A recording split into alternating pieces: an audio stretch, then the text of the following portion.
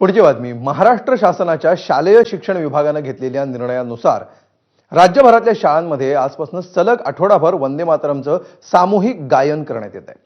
पण राज्य शासनाच्या या निर्णयाला समाजवादी पक्षाचे आमदार अबू आझमी यांनी विरोध केला आणि महाराष्ट्रातलं राजकीय वातावरण तापलं.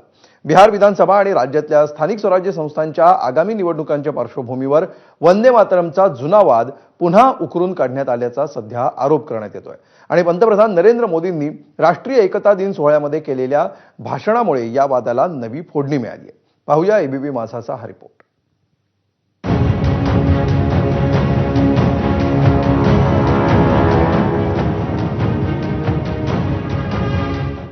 मैं आज एक बात बहुत जिम्मेदारी से कह रहा हूं, जिस दिन कांग्रेस ने वंदे मातरम को तोड़ने का, काटने का, विभाजित करने का फैसला लिया था, उसी दिन कांग्रेस ने भारत के विभाजन की नींव डाल दी थी.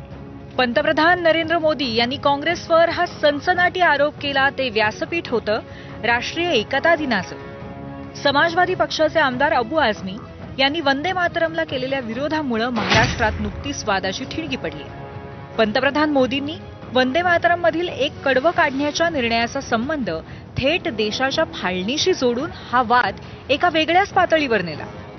देशाचे पहिले गृहमंत्री सरदार वल्लभभाई पटेल यांच्या 150व्या जयंतीनिमित्त गुजरातमधल्या केवडियात स्टॅच्यू ऑफ युनिटी इथं हा राष्ट्रीय एकता दिन मोठ्या उत्साहात साजरा करण्यात आला. यानिमित्त सरदार पटेल यांच्या स्मारकापाशी प्रजासत्ताक दिन संचलनाच्या धर्तीवर एकता संचलनाचं आयोजन करण्यात आलं होतं.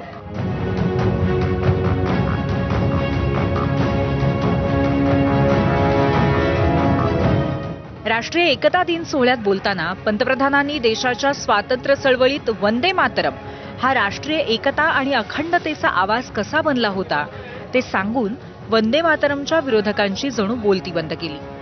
अभी कुछ दिन बाद ही हमारे राष्ट्रगीत वंदे मातरम के 150 साल होने जा रहे हैं.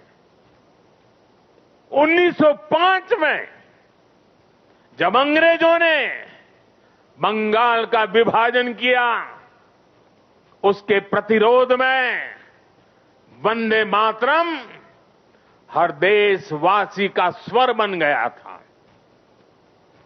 वंदे मातरम देश की एकता और एकजुटता की आवाज बन गया था. त्या काळात इंग्रजांनीही वंदे मातरम बोलण्यावर बंदी घालण्याचा प्रयत्न केला होता. याकडे लक्ष वेधून मोदींनी राष्ट्रभक्तांचा आवाज इंग्रजांनाही दाबता आला नव्हता याची वंदे मातरमच्या विरोधकांना जाणीव करून दिली. वंदे मातरम बोलने पर, बोलने की बात तक बैन लगाने की कोशिश की थी.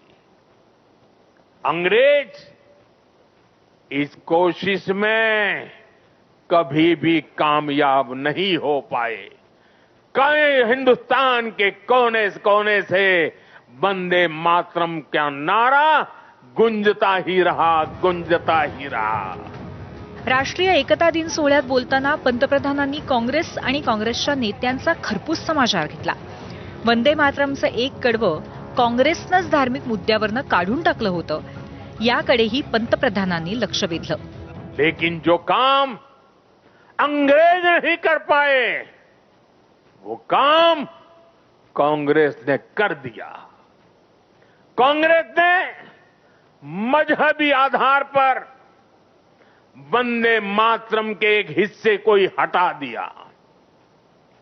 यानी कांग्रेस ने समाज को भी बांटा और अंग्रेजों के एजेंडे को भी आगे बढ़ाया.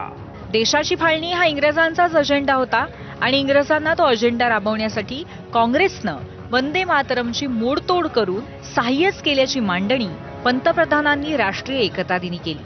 त्यामुळे काँग्रेससह विरोधी नेत्यांमध्ये अस्वस्थतेचं वातावरण आहे. बिहारमधल्या विधानसभा आणि महाराष्ट्रातल्या स्थानिक स्वराज्य संस्थांच्या निवडणुकांच्या पार्श्वभूमीवर भाजपकडून मतांच्या ध्रुवीकरणासाठी हा मुद्दा काढण्यात आल्याचा विरोधकांचा आरोप आहे.